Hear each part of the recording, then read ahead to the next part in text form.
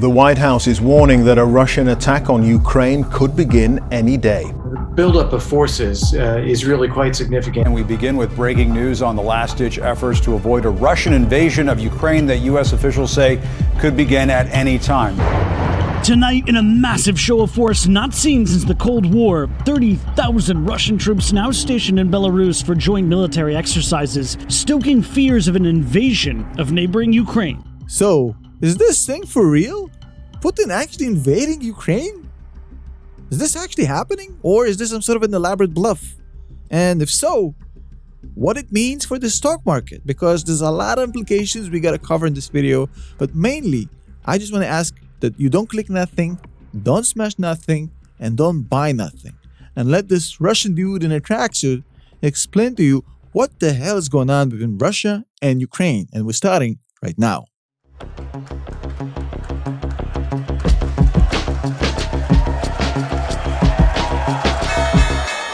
Heavy artillery, including 2 battalions of S-400 surface-to-air missile systems and 12 fighter jets, brought in for the drills which Russia is calling Allied Resolve. But the US and NATO warning these drills could all be a thinly veiled diversion and an excuse to move troops closer to Kyiv, Ukraine's capital, which sits less than 90 miles from the Belarus border. I was born in Russia. I understand their culture. I speak their language. I think I have a better understanding than most Westerners about what's going on in Russia and what's the origins of this conflict, which I think makes me more qualified to make a prediction about the future. Even though predicting the future is kind of a stupid game, and you know what happens when you play stupid games? You win stupid prizes. So I'm just going to say it out here. Predicting this outcome is pretty much impossible. Nobody knows what's going to happen. Only one guy knows it. His name is Vladimir Pluto.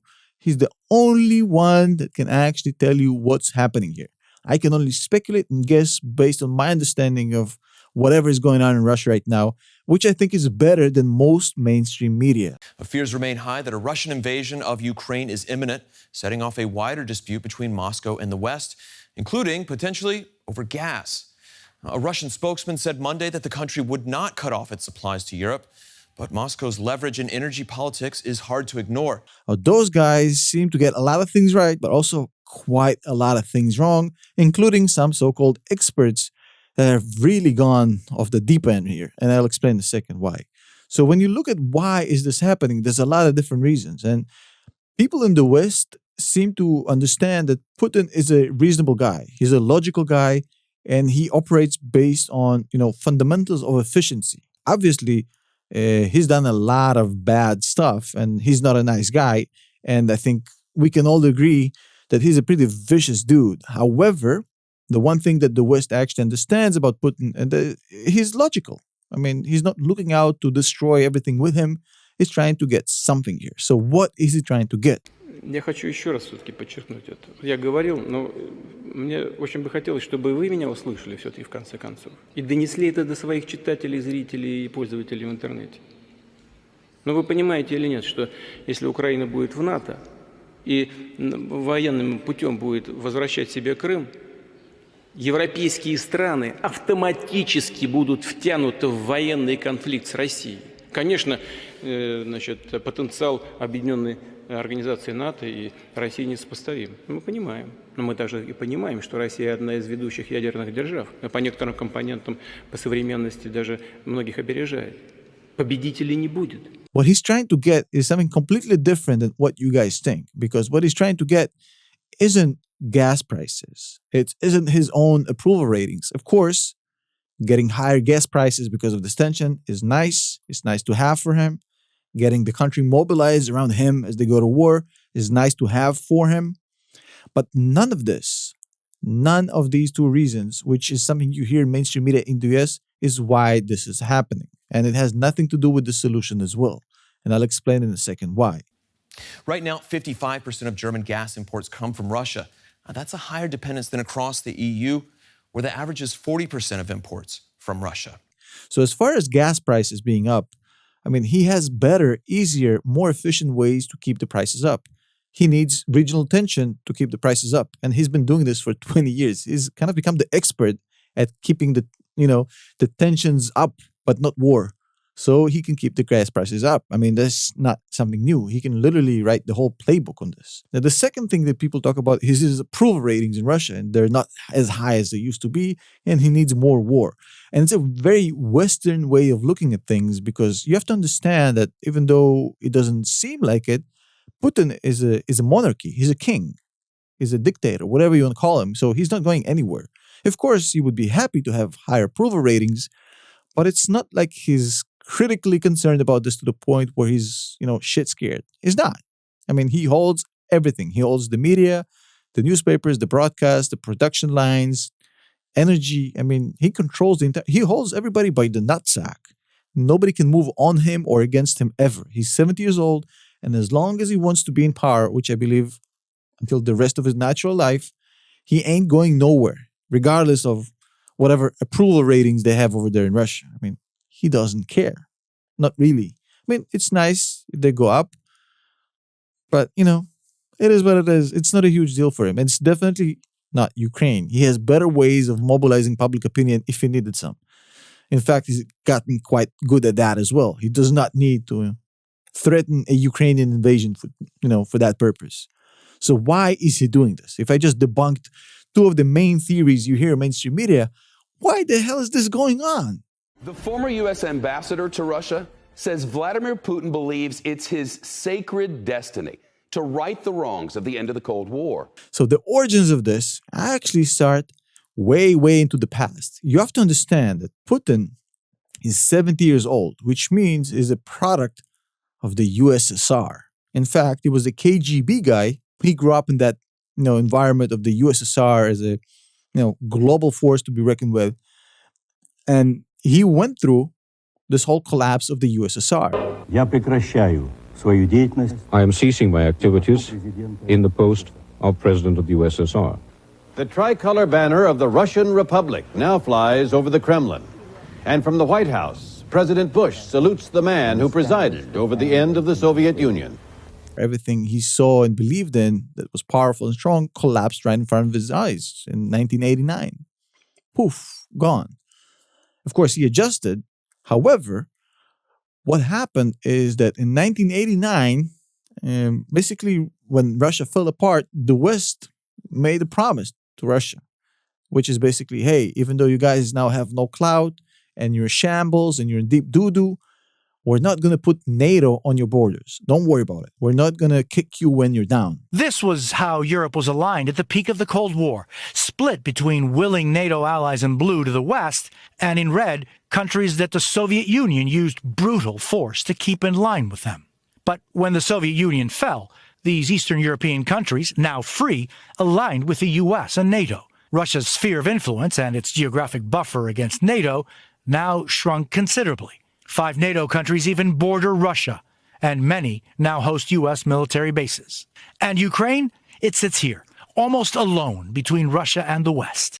For years, Vladimir Putin has complained the U.S. and West have lied to Russia and have forced him to take action.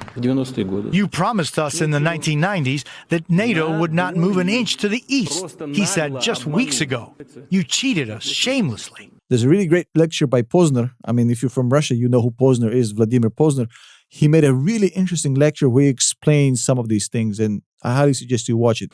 And the attitude towards Russia was pretty much, you're no longer a superpower. You are a second-rate country. Just keep quiet, please. This became evident and would be evident to you if you follow the policy of the United States. Now, let's begin with going back to Gorbachev and his meetings when he was asked by several people, all of them quite important, to allow Germany to reunite and take down the Berlin Wall. And he was told by James Baker, and now this is not many people, I mean, when I would say this, many people would say, it's not true, it's not true. He was told by James Baker, if this happens, NATO will not move 1 inch eastward. Well, not long ago, on December 12th, 2017, the National Defense Archives of George Washington University declassified the minutes of the Baker-Gorbachev discussion, and it's there. So in this lecture, he actually explains how that promise that was given and was subsequently broken in 1997, basically the West came and said, hey, we're putting NATO all over your backyard. Why? Because we can, and you can't do jack shit about it. Deal with it. They basically spat in Putin's face. They humiliated. They insulted him. And in 1997, he couldn't do jack shit. Russia was still in shambles. It was going through an economic crisis. The military was shit. They basically saw him as an irrelevant pawn, and they just kicked him, and he took it. He had no choice. But ever since 1997, that insult, that feeling of worthlessness stuck with him. Now, he's a very efficient guy, and he likes to do things that benefit, his own means and goals. However, I truly believe he never forgot the insult of 1997. And of course, they carried on later. They did it again and again. They added more countries from the old Soviet alliance to NATO, and they kept on going on and on. Now, at his stage in his career, you have to understand he's 70 years old. 70. He's an old guy, even though he looks in shape. The famous picture with him on a horse, shirtless. I mean, the dude is in shape. I mean, for a 70-year-old, he looks good. But I mean, he's 70. So he's literally like the Tom Brady of Russian politics. He has nothing left to achieve. Not women, not money, not respect. I truly believe he might be the richest guy in the world, unofficially. But, who knows? At least I would just say he's in the top 10 richest people in the world, for sure. Even though, officially, he owns a dacha and a Lada and $20,000 in cash. I mean, so he has all the money in the world, all the women, if he wants it, all the respect, the clout. I mean, what else can he achieve? I truly believe that now at his stage, he's more concerned by his own legacy, where he stands as far as the Russian leaders of the past and what his legacy will be. He knows he's 70. He's bored with pretty much going to office every single day, running a country. He's done that for a long, long time. There's nothing left for him to achieve. So he's bored, and he's looking for a way to stamp himself into the pages of Russian history. And he knows he can only get it done by one of two things. He can either do it by creating some sort of a hybrid USSR 2.0, whatever the hell that means, or he can actually do something else, which is roll back NATO all the way to pre-1997, or even, maybe even to pre-1989. Who knows? At this point, nobody really knows exactly what he wants. But basically, those are the two things he can achieve and go down in history, at least in Russian history, as a guy who did the impossible. Now, let me just explain to you that if he's going for, some sort of a reincarnation of USSR 2.0, you can get it to happen without a lot of these former Soviet Union countries. I don't want to name any, but I mean, you can do it without a lot of them. The one country you cannot do this project without is Ukraine. Ukraine is integral for this plan. This plan cannot happen without Ukraine being a part of this new whatever. Now, it does not have to be official. It doesn't have to have a Russian flag, but if you can control Ukraine to the point where it's kind of, an annexed country of I was about to say the USSR, of Russia, then that's pretty much the goal he's looking for. He doesn't need actually to invade and take over officially Ukraine, but he needs to control it for this project to actually make sense. Now, the second option here is basically roll back NATO to 1997 or pre-1997 or pre-1989. And basically that means kicking out some of these people they let in, like Hungary, I think, Poland, Czech Republic. There's a lot of members that, he doesn't want there. He likes to have influence over these countries. And if they're not part of NATO, he can actually, do that.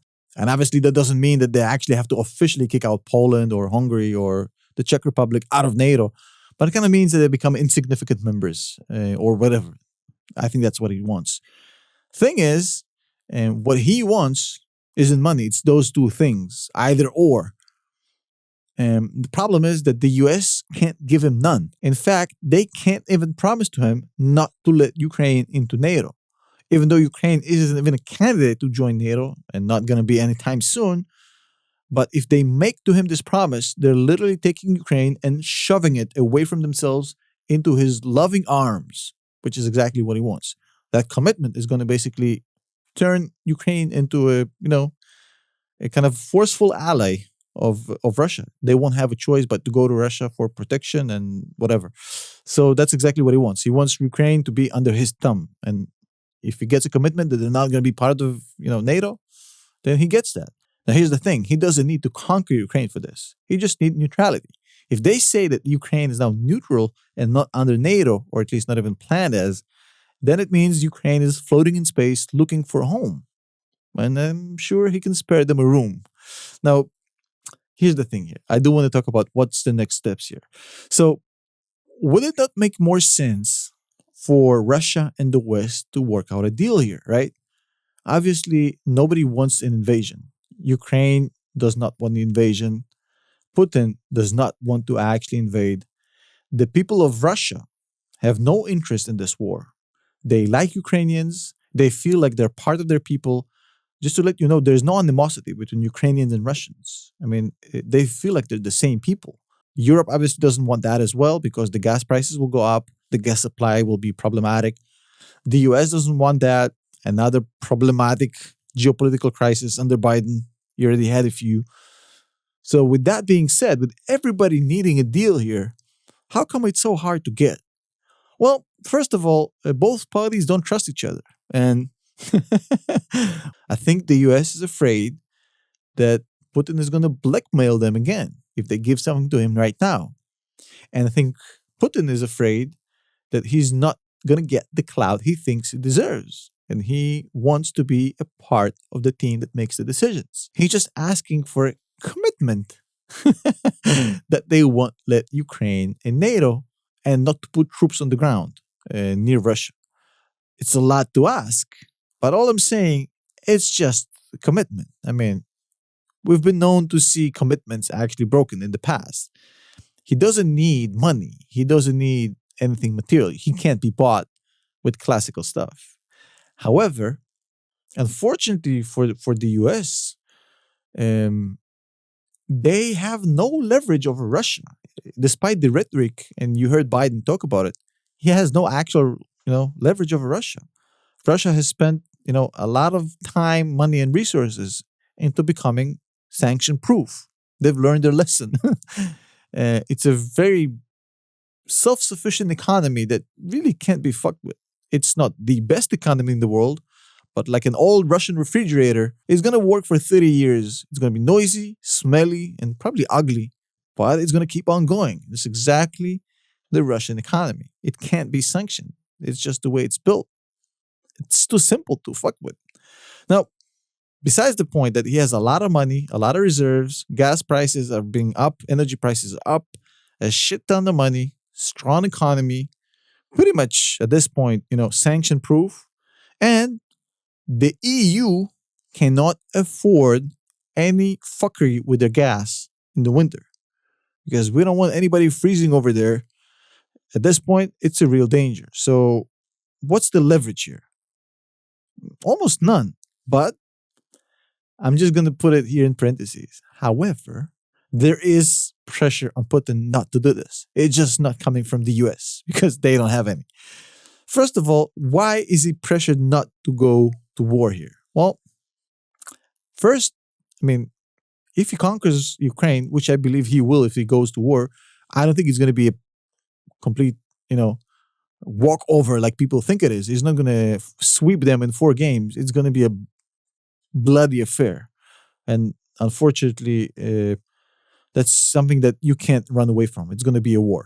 And even though he doesn't care about casualties or bad PR in Russia, he does care about a few other things. So if he conquers Ukraine, first of all, it means he has to feed now all of these people he just conquered.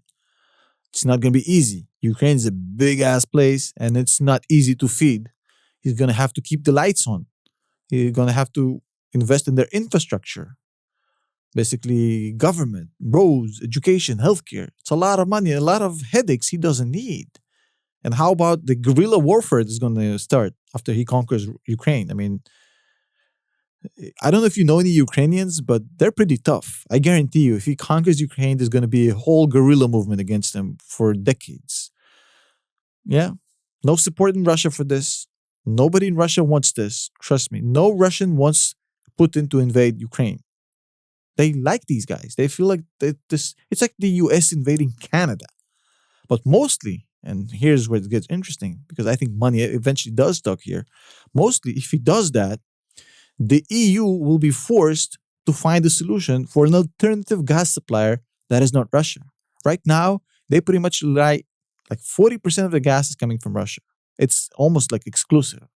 If he does that shit, the EU will have to basically get off their ass, not be lazy, and find other alternative suppliers to get gas from, diversify their gas purchases, which is something they don't have right now. So if he does that, he basically shoots himself in the leg, because they'll figure out another way to get gas, because now they understand that this thing is in danger.